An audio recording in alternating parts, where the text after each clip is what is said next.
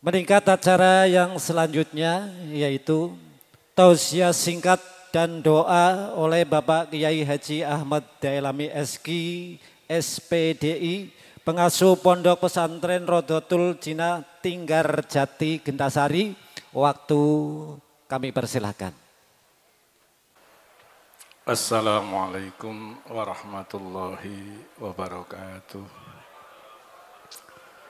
Bismillah, alhamdulillah, wassalatu wassalamu ala rasulillah Muhammad ibni Abdillah wa ala alihi wa sahbihi wa mawalah amma ba'd.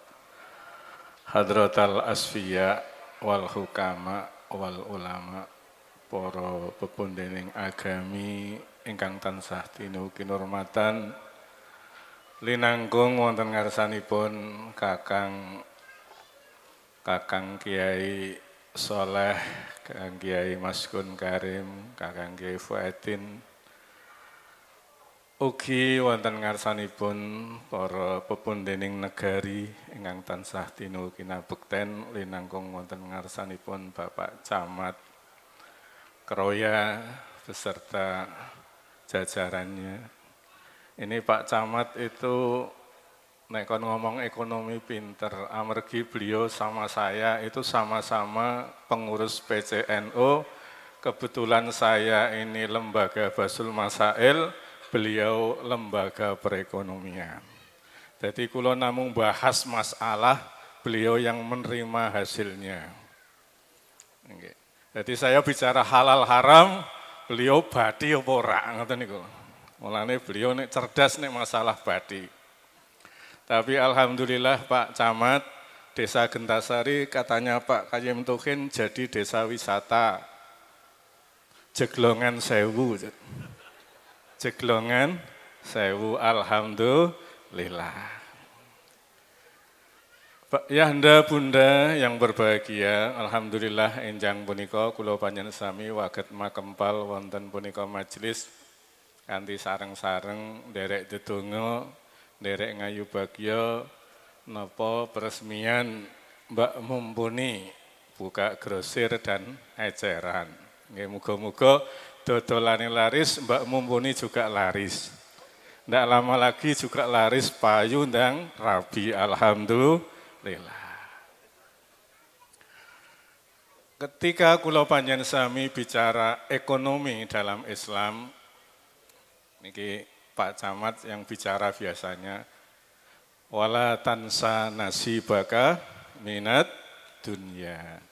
Anda orang Islam rajinlah ibadah, rajinlah beramal soleh, tapi wala tansa nasibaka minat dunya. Tapi jangan engkau lupakan bagianmu dunia di dunia ini. Artinya dadi kiai ya sithik-sithik ngerti bisnis, ngoten nggih Pak Camat nggih.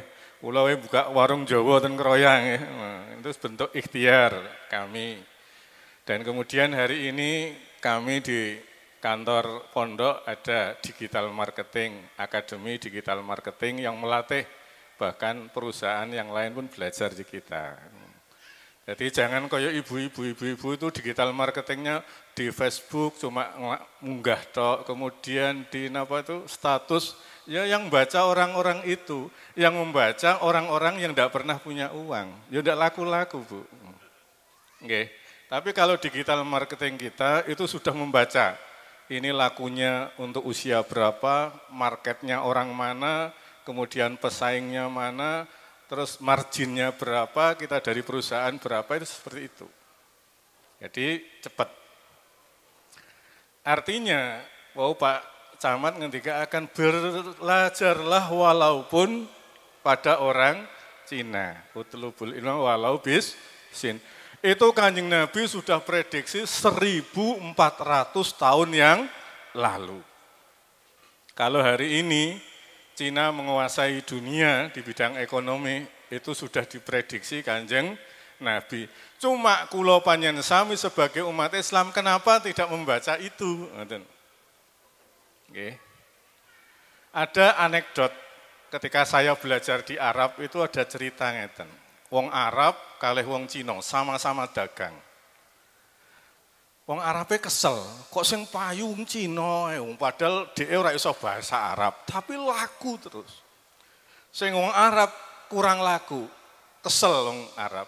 Sebab apa? Wong Arab niku tangine jam 09.00. Cina subuh wis buka toko. Ngene cara wong Jawa rezekine totol ayam. Akhirnya saking ndak kuatnya orang Arab dibuat isu, Cina ora cewek, wah, Cina ora sepit dan seterusnya. Ternyata orang masih tetap laku. Akhirnya sampai Cina itu dipenjarakan. Sampai di penjara masih bisa ngordinir dagangannya. Sampai akhirnya orang Arab minta supaya orang Cina itu dimasukkan penjara bawah tanah biar tidak bisa dagang.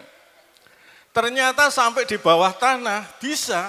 Piyambakipun pipis, setelah pipis lemah lempung, ditata diempek-empek, ternyata bisa menjadi binatang. Kalau dulu mungkin kita pernah melihat manuk-manukan, ya, yang disebul lemah, niku saking lemah, disebul bisa bunyi.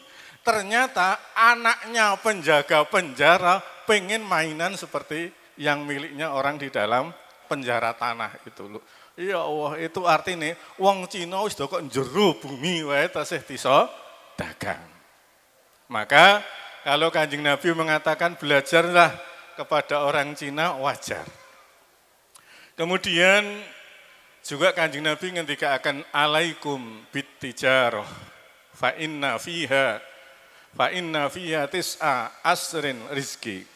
Dipun ketika akan alaikum untuk kalian belajarlah bertijarah. Tijarah itu dagang, transaksi dan seterusnya. Karena apa? Kanjeng Nabi meneruskan ayat hadisnya, karena fiha di dalam tijarah, perdagangan, di dalam muamalah, di dalam transaksi, itu ada 9 jalan ekonomi dari 10 jalan ekonomi. Jadi yang 9 itu tijarah, transaksi dan seterusnya, yang 1 itu di luar perdagangan. Sehingga hari ini kalau mau menguasai ekonomi harus bisa menguasai transaksi. Kalau tidak maka akan seperti itu. Makanya Pak Presiden hari ini membangkitkan bangsa Indonesia, jangan jual barang mentah. Tidak akan kaya Indonesia, tapi harus diproses. Contoh kecilnya Bapak Ibu. Ketika kami jalan-jalan ke Pesanggerahan, Keleng, Sugian, itu panen budin. Ternyata petani sana menunggu panen budin atau telo pohong, itu 6 bulan baru panen. Dan setelah panen ternyata harganya dari petani cuma 1.500. Kemudian oleh tengkulak dijual di pasar Keleng Pesanggerahan itu cuma 2.000. Jadi petani nunggu 6 bulan baru dapat 1.500. Tengkulak dalam waktu jam sudah untung 500. Kira-kira tengkulak ini dalam waktu 6 bulan keuntungannya sudah berapa? Kemudian dari tengkulak dibawa ke pasar dibeli oleh orang-orang. Orang-orang disetorkan ke Geduk Sokaraja. Sampai di toko si pembuat geduk harganya 3.000. Lah ternyata dari pembuat geduk dibuat geduk harganya sudah menjadi 15.000 atau 20.000. Dimasukkan lagi ke toko oleh-oleh, di sana harganya sudah antara 25 sampai 30.000. Berarti 30.000 yang dibeli orang itu dari bahan yang harganya dari petani cuma 1.500. Maka ini menunjukkan bahwa ngendikane Kanjeng Nabi leres bahwa tis'a asrin, 9 dari 10 jalan ekonomi itu adalah dari transaksi. Ya keranten mekaten kula panjenengan sami bagaimana bisa ikut andil dalam kemajuan ini. Lah ini termasuk Mbak Mumpuni sudah menangkap itu beserta keluarga. Kita doakan Moga-moga sukses nulari yang lain, membangkitkan semangat yang lain. Meskipun mepet sawah mewah, alhamdulillah. Ya Anda Bunda wong niki singkat nggih, kan pembawa acaranya singkat, jadi tak padatkan lagi. Kemudian memang betul waktu beliau Pak Kayum Tuhin tadi ke rumahnya Pak Camat kan telepon, kalau ke saya enggak berani telepon. Kebetulan dia ke rumah saya masih di Palembang. Ketika pertemuan kami dengan ustadz-ustadz di Palembang, mereka banyak yang dakwah di perkampungan sampai di perbatasan Mesuji. Ketika dakwah di sana banyak yang tidak menerima. Kenapa? Mereka lapar. Kalau kami tidak kerja, maka kami tidak makan. Nah, ketika sudah seperti itu jangan dikasih dakwah, harus dikasih jalan perekonomian. Maka Wali Songo dulu datang ke sini lewat dagang. Pendiri Nahdlatul Ulama Mbah Wahab Hasbullah bisa berjalan kemana-mana itu membawa dagangan. Sambil dagang, sambil koordinasi tentang Nahdlatul Ulama. Nah, ketika kami di Palembang kemarin, baru kemarin saya pulang, itu di sana menceritakan banyak orang yang memang perutnya lapar kalau tidak kerja. Kalau sudah seperti itu, maka tidak bisa dimasukkan dakwah agama. Perut lapar ya isinya nasi kan. Mereka pikirnya seperti itu. Maka seperti itu berarti dawuh ingkang ngendikaken kadal fakru ayyakuna kufron. Orang-orang fakir itu lebih dekat dengan kekufuran, itu memang agak masuk akal. Ternyata dia itu sudah miskin, diajak untuk beragama taat, sulit. Kenapa? Karena mereka harus berjuang mengisi perutnya. Keranan mekaten sudah saatnya kula panjenengan sami umat Islam bangkit untuk membangkitkan ekonomi, sehingga kula panjenengan sami menjadi orang-orang yang yadul ulya khairum min yadis sufla. Tangan di atas lebih baik daripada tangan di bawah. Sebab kula panjenengan sami niku kadang Pak Lurah bingung, wis sugih kok iso njaluk? Njaluk bagian apa? Niku lho sing BLT, ya Allah. Lurahe sampai bingung. Lurahe disalahke nyalahke RT-ne. RT-ne salahke masyarakate. Nggih, bagaimana kalau nanti semua sudah yadul ulya, insya Allah tidak ada masalah lagi di tingkat RT nggih, tentang BLT, Masya Allah. Kabeh-kabeh ngaku rak duwe. Alhamdulillah. Nggih, mugi-mugi saestu-estu nanti ini bisa membuat masyarakat terinspirasi untuk bangkit ekonomi. Kami kemarin tidak lama belajar di Pondok Sidogiri. Di sana semua pakai sarung sama dengan saya. Dari manajer sampai bawah itu semua pakai sarung. Ternyata saya tanya manajernya, nggih, Pak Soleh namanya, tapi duwiten Soleh niki. Nek Soleh iki ra paten duwe. Sarunge beng linting. Beda nek sarunge kula kan BHS berkelas. Mboten niki. Lha muga-muga nanti disujuki Mbak Mumpuni sarung BPS. Ternyata di sana dia jadi manajer, gajinya cuma 40 juta. Sarungan gajinya 40 juta. Kira-kira Pak Camat tutup ora nih. Padahal Pak Camat celanane nyejis. Dan sudah punya 11 supermarket namanya Basmalah. Kalau jenengan buka supermarket atau swalayan Basmalah itu miliknya Pondok Sidogiri. Dan BMT-nya itu omsetnya sudah 16 triliun.